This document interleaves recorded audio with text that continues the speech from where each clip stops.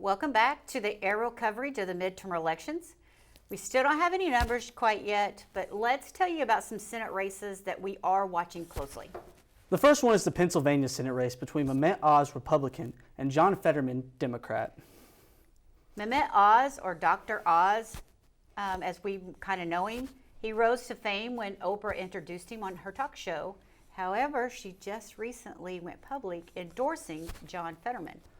Another Senate race that we will watch closely is the Georgia Senate race with Republican Herschel Walker and Democratic incumbent Raphael Warnock. And early voting in Georgia already has these two men very close. And Walker is trying to unseat Warnock. As we wait for our local numbers to come in, let's talk about some of the amendments on the ballot here in Missouri. Yes, so our first amendment, the State Treasurer Investment Authority. This authorized the state treasurer to invest in highly rated municipal activities. It addresses how Missouri State Treasurer invests taxpayer money, but it does not affect the taxes.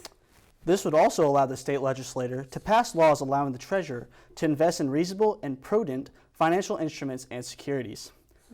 Amendment 3 is another amendment being voted upon as it deals with recreational marijuana being legalized in Missouri.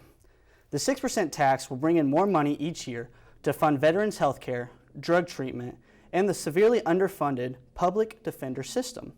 If Missourians say yes, this would expunge, arrest, and conviction records of nonviolent marijuana offenses except driving under the influence and selling to minors.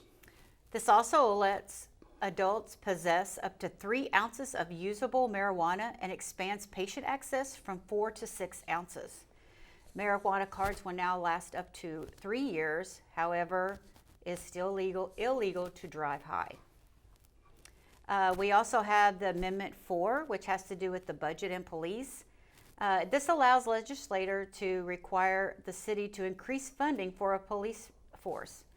Gives legislators until December 31st, 2026 to pass a law that requires Kansas City officials to increase funding without reimbursement from the state to their police force. The State Board of Police Commissioners created the Kansas City Police Department. Kansas City is also one of the few cities in the country that have a budget minimum set by the state legislature. The Amendment 5 has to do with the Department of the National Guard.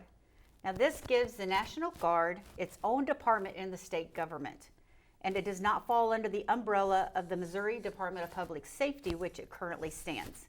The state's National Guard commander would be a member of the governor's cabinet, and this measure has already passed the House and the Senate with a strong bipartisan support.